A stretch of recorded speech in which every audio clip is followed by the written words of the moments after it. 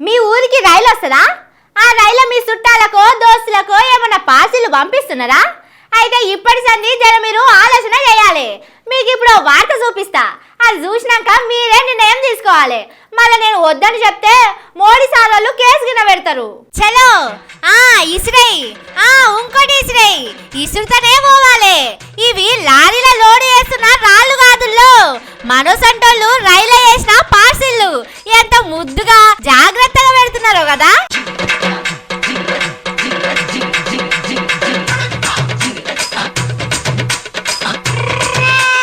ఒకటి రెండు కాదు, మొత్తం ఉన్న సామాన్లన్నీ ఇట్లనే ఇసురుతున్నారు.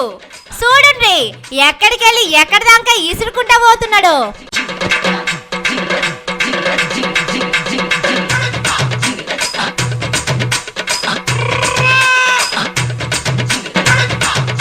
ఇగో ఇంకో అన్న వచ్చి అన్ని ఒక్క దగ్గర వేస్తున్నాడు.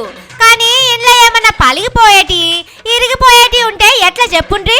పైసలు కట్టి పార్సిల్ వేస్తే పగిలిపోయిన గాజు ముక్కలు ఇంటికి వచ్చేటట్టున్నాయి.